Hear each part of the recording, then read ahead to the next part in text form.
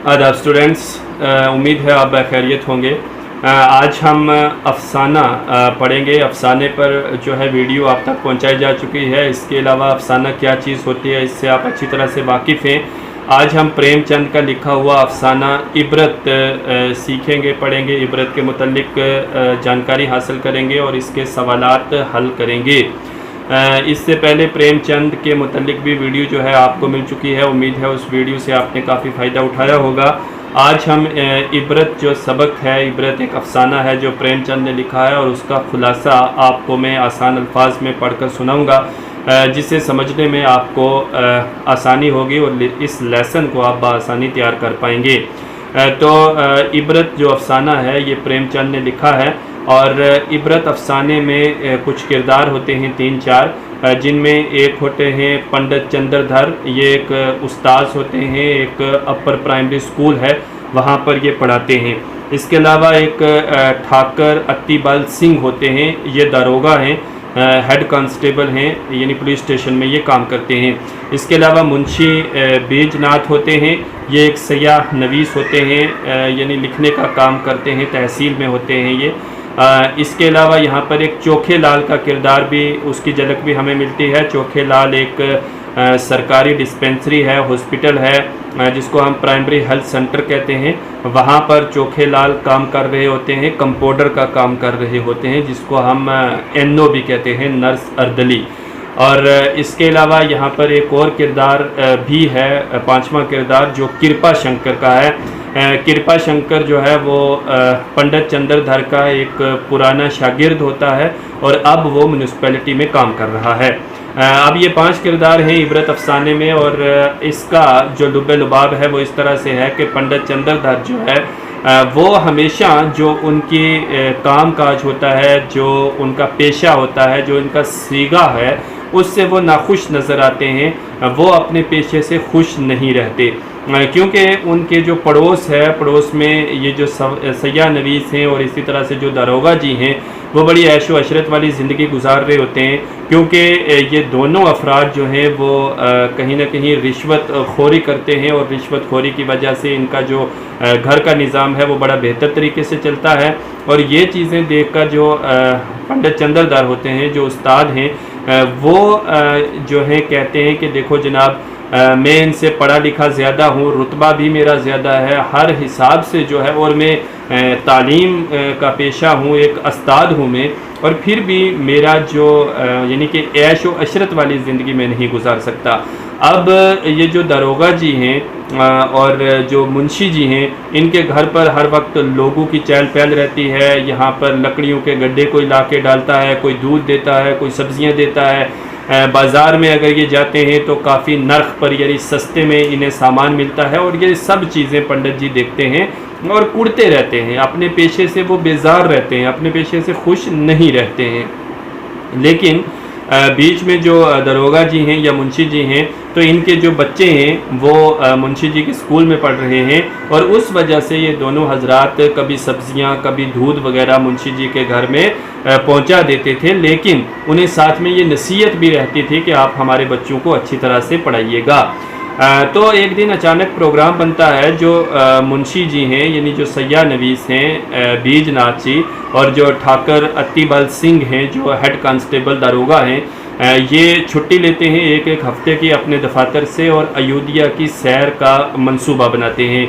और साथ में ये पंडित चंद्रधर को भी कहते हैं कि आप भी हमारे साथ चलिए। लेकिन पंडित चंद्रधर सोच में पड़ जाते हैं और थोड़ा यानी कि नहीं जाने के लिए तैयार होते हैं। तो ये दोनों हजरात कहते हैं कि आपका जितना खर्च होगा जनाब अयोध्या के सफ़र का, वो हम लोग उठाएंगे, आप सिर्फ हमारे साथ चलिए।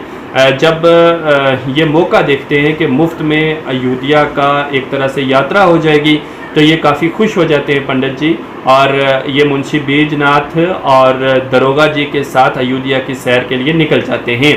अब बलहौर एक रेलवे स्टेशन है, वहाँ पर ये पहुँचते हैं और मेले की वजह से वहाँ पर बहुत ज़्यादा रश वगैरह होता है। और ऐसे में ये जब स्टेशन पर पहुँचते हैं तो वहाँ बहुत रश है। जूँ ही गाड़ी आती है तो पंडित जी और जो दरोगा जी हैं वो एक अलग डब्बे में जो है बैठ जाते हैं और साथ में जो मुंशी जी हैं और दूसरे जो उनके साथी वगैरह हैं, जो इनके साथ औरतें वगैरह हैं, वो दूसरे डब्बे में चली जाती हैं।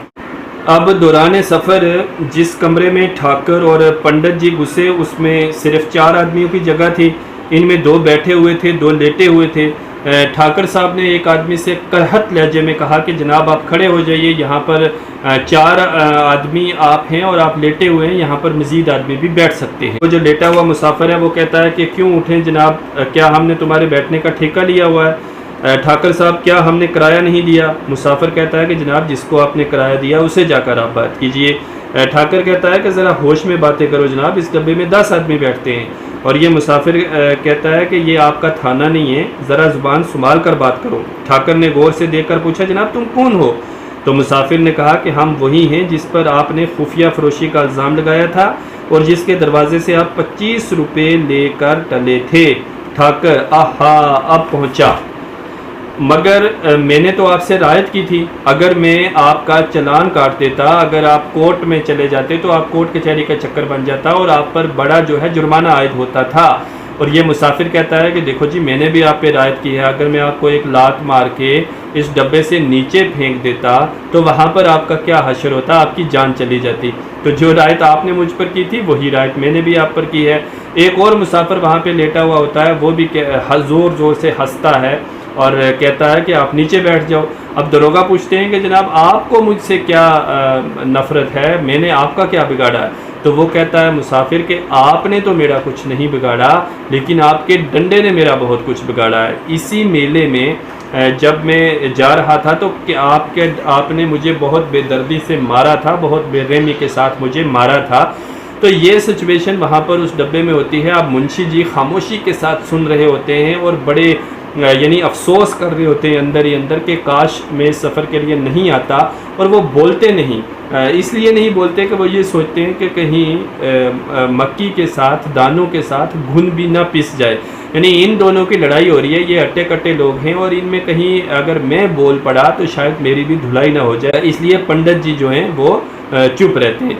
अब उधर दूसरी तरफ जो मुंशी बीजनाथ हैं वो जिस डब्बे में जाते हैं वहाँ पर बहुत ज़्यादा रश होता है और उस रश की वजह से जो है मुश्किल के साथ वहाँ पर वो बैठते हैं और वो शराब के आदी भी होते हैं और शराब की बोतल उन्होंने अपने जेब में रखी होती है और वो शराब लगातार पीते रहते हैं।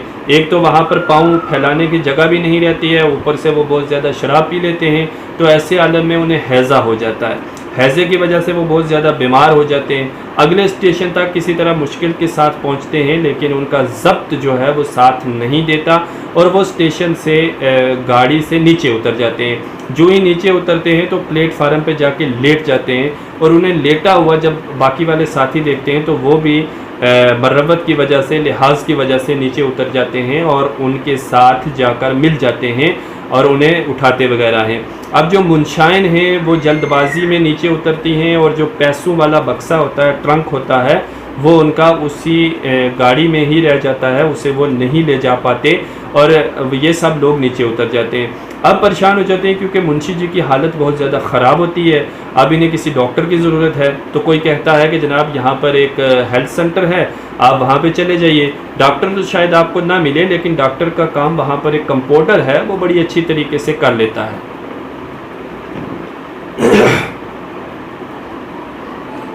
अब ये लोग थोड़ी राहत महसूस करते हैं और चले जाते हैं, किसी तरह से एक डोली का इंतज़ाम वगैरह करते हैं क्योंकि डॉक्टर इन्हें देखने के लिए वहाँ पर तो नहीं आता।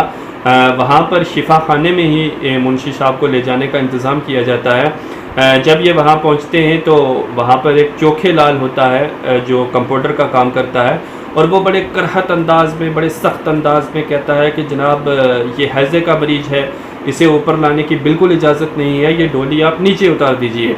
और ये जो मुंशी बीजनाथ होते हैं ये बेहोश तो नहीं थे, होश में तो थे, लेकिन ये इनको बदहज़मी हो गई थी, इनकी हालत ख़राब हो गई थी। तो अब ये उस बंदे की आवाज़ को पहचान लेते हैं, कहते हैं कि ये तो चोखे लाल है भाई, क्या तुम मुझे नहीं जानते, मैं मुंशी बीजनाथ हूँ। तो अब ये चोखे लाल कहता है कि बिल्कुल जानता तो हूँ मैं आपको, लेकिन आप यहाँ से ऊपर नहीं आ सकते, पहले मेरी फ़ीस निकालिए, उसके बाद मैं आपको देख लूँगा। और अब दरोगा जी कहते हैं कि जनाब ये तो सरकारी शिफा खाना है, यहाँ पर कौन सी फ़ीस आप ले रहे हो, हम कोई आपके प्राइवेट क्लिनिक में तो नहीं आए हैं। तो ये लोग ये कहता है कि देखिए जनाब, बलहोर में मेरी थोड़ी सी ज़मीन थी, उस ज़मीन की लगान जमा कराने जब मैं तहसील में जाता था तो ये मुंशी साहब मुझे डांट कर अपना हक वसूल कर लेते थे। तो कभी गाड़ी नाव पर और कभी नाव गाड़ी पर। तो आप मेरे 10 रुपये फ़ीस के निकालिए, मैं इनको दवा दे दूँगा, अगर नहीं है पैसे तो आप वापस जा सकते हैं। अब जो है मुंशाइन पैसे जब ढूंढने लगती है तो उसे याद आता है कि पैसों वाला बक्सा तो ट्रेन में ही छूट गया था। और अब दरोगा जी भी अपने पास मुख्तसर ही जो खर्च वगैरह था वो लेकर आए थे, लेकिन किसी तरह से 10 रुपये निकालते हैं और वो इस बंदे को देते हैं और थोड़ी सी दुआ लेते हैं और वापस चले जाते हैं। अब दूसरे दिन फिर दवा की ज़रूरत थी, तो अब दरोगा जी ने चोखे लाल की बहुत मिन्नतें की, लेकिन उसने दवा नहीं दी। फिर मुंशाइन का एक जेवर बेचा और उसको 10 रुपये देकर फिर दवा ली। तो अब इनकी थोड़ी सी तबीयत जो थी वो संभल गई। उसके बाद ये अयोध्या में पहुंच गए। जो ही ये अयोध्या में पहुंचे तो ये काफ़ी देर हो चुकी थी इनको। तो वहाँ पर जितने भी अरेंजमेंट थे, जितने टेंट्स वगैरह थे, वहाँ पर लोग बैठ चुके थे और अब वहाँ पर इन्हें ठिकाने की तलाश हुई। कहीं पर कोई ठिकाना नहीं मिला तो इन्होंने खुले आसमान तले ही बिस्तर लगा लिए और सोचा कि यहीं पर रात किसी तरह से हम गुजार लेंगे। लेकिन जो ही ये वहाँ बैठे तो बारिश जो होना शुरू हो गई, बारिश गरजने लगी, तो बच्चे वगैरह चीखने लगे और ये उठकर वहाँ पर बैठ गए। अब ये सोच ही रहे थे, अब मुंशी जी बहुत ज़्यादा परेशान थे, बच्चे भी परेशान थे, सब लोग परेशान थे, कहीं पर ठिकाना नहीं है, रात का आलम है और बारिश भी हो रही है, अब तो कहाँ जाएँ। एक शख्स होता है वो लालटेन लेकर कहीं से आता हुआ इन्हें दिखाई देता है और मुंशी जी जो होते हैं ठाकर जी जो हैं वो जो उस्ताद होते हैं वो आगे बढ़ते हैं और उससे पूछते हैं कि जनाब आप कौन हैं, क्या यहाँ पर कहीं हमें ठहरने के लिए कोई ठिकाना मिल सकेगा। तो वो बंदा रुक जाता है, उसका नाम कृपा शंकर होता है, वो रुक जाता है। रुकने के बाद कहता है कि जनाब आप पंडित चंद्रधर तो नहीं हैं जो प्राइमरी स्कूल बलहोर के अंदर पढ़ाते हैं। उसने कहा जी बिल्कुल मैं वही हूँ, आप मुझे किस तरह से जानते हैं। तो ये जो लड़का चोखे लाल होता है ये फ़ौरन उनके पाँव पर गिरता है, आशीर्वाद वगैरह लेता है और उन्हें कहता है कि जनाब आप शायद मुझे भूल गए हैं, मैं चोखे लाल हूँ और आपके स्कूल में जब मेरे वालिद साहब वहाँ काम कर रहे थे तो मैं आपके पास कुछ अर्सा पढ़ा हूँ। और ये बात सुनकर पंडित जी काफ़ी खुश हुए और उन्होंने कहने लगे कि हमें कोई ठिकाने का अरेंजमेंट करा दीजिए। तो इस चोखे लाल ने कहा कि जनाब आप मेरे साथ चलिए, मेरे घर चलिए, बहुत बड़ा मेरा घर है, आप वहाँ आराम से रहिए। इन्होंने कहा कि मेरे साथ और बंदे भी हैं। उन्होंने कहा कितने लोग हैं। तो पंडित जी ने कहा कि तकरीबन हम 10 लोग होंगे। तो चोखे लाल ने कहा कोई मसला नहीं है, आप चलिए। अब ये जो चोखे लाल है इन पंडित चंद्रधर को, दरोगा जी को, मुंशी जी को और उनके बाल बच्चों को लेकर अपने घर जाता है। वहाँ पर आग जलवाता है, इन सब को गर्मा गर्म जो है आग मिलती है, गर्मा बिस्तर मिलते हैं, इन्हें खाने पीने के लिए बेहतरीन खाना दिया जाता है। और कृपा शंकर जो है नौकरों की तरह हाथ बांधे हुए खड़ा होता है और एक मुंशी जी के एक इशारे पर जो है वो काम कर रहा होता है। और ये लोग 3 दिन तक वहाँ रहते हैं और कृपा शंकर इनके साथ रहता है, इन्हें 3 दिन तक अपने घर में रखता है। और तीसरे दिन जब ये वापस आने लगते हैं तो कृपा शंकर रोती हुई आंखों के साथ इन्हें अलविदा करता है और कहता है कि उस्ताद जी कभी आप फिर अगर इस तरफ आए तो हमारे गरीब खाने में ज़रूर आइएगा। कृपा शंकर रेलवे स्टेशन तक इनके साथ आता है, रेल में बिठाता है और वापस चला जाता है। तो यहाँ से हमें 3-4 सबक मिलते हैं इस अफसाने से। प्रेमचंद का अफसाना जो इबरत है इसमें एक तो हमें ये सबक मिलता है कि जहाँ भी हम अगर बुरा काम कर रहे हैं, बुरी जैसी करनी वैसी भरनी। यानी अगर हम कहीं पर रिश्वत किसी से लेंगे या किसी पर जुल्म सितम करेंगे तो जाहिर सी बात है कि जुल्म का बदला हमें जुल्म ही मिलेगा। और दूसरा सबक हमें ये मिलता है कि सबसे बेहतरीन अगर कोई पेशा है तो वो टीचर का है, उस्ताद का है। और तीसरा सबक हमें ये मिलता है कि अपने उस्ताद का कदर करनी चाहिए, एहतराम करना चाहिए। और जब कभी किसी मुश्किल में अगर वो हो तो आप अगर इस काबिल हैं तो आपको उसका साथ भी ज़रूर देना चाहिए। तो अब ये कुछ सवालात हैं, जैसे पंडित चंद्रधर अपने पेशे से क्यों बेजार थे, दरोगा जी का पंडित चंद्रधर के साथ कैसा बर्ताव था, दौरान सफ़र दरोगा जी के साथ पेश आया वाक़या अपने अल्फाज में लिखिए। कृपा शंकर ने पंडित जी, दरोगा जी और मुंशी जी के साथ कैसा सलूक किया, पंडित चंद्रधर को अपने पेशे की अज़मत का एहसास किस तरह हुआ और इस अफसाने का नाम इबरत क्यों रखा गया। अब इन सवालों के जवाबात की तरफ आते हैं। तो ये 2 सवाल हैं यहाँ पर। पंडित चंद्रधर अपने पेशे से क्यों बेजार थे। दूसरा, दरोगा जी पंडित चंद्रधर के साथ कैसा बर्ताव करते थे। और तीसरा, दौरान सफ़र दरोगा जी के साथ पेश आया वाक़या अपने अल्फाज में लिखिए। अब ये तीसरे सवाल का जवाब जो है वो अगली स्लाइड में आएगा, लेकिन पहले 2 जो सवालात हैं उनके ये जवाबात हैं।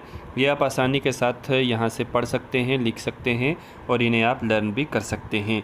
अब तीसरे सवाल की तरफ बढ़ते हैं। तो तीसरा सवाल, जैसे मैंने आपको बताया कि दौरान सफ़र दरोगा जी के साथ पेश आया वाक़या अपने अल्फाज में लिखिए। तो दरोगा जी के साथ जो वाक़या पेश आया उसे अपने अल्फाज में लिखना है आपने। जैसे वो उस डिब्बे में बैठे थे और वो 3-4 लोग वहाँ लेटे थे, बक्सा वगैरह, वो सारा वाक़या आपने लिखना है।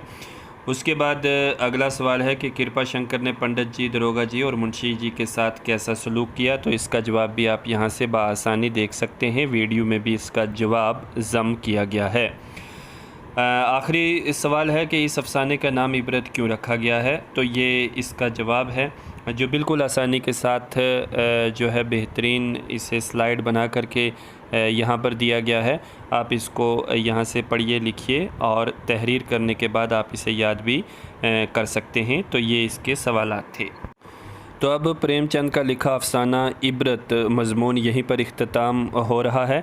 आपको इसे ध्यान के साथ पढ़ना है, लिखना है और याद भी करना है। जहाँ से आपको समझ ना आए आप मेरे साथ बराह रास्त व्हाट्सएप पर रब्ता कर सकते हैं। बहुत शुक्रिया।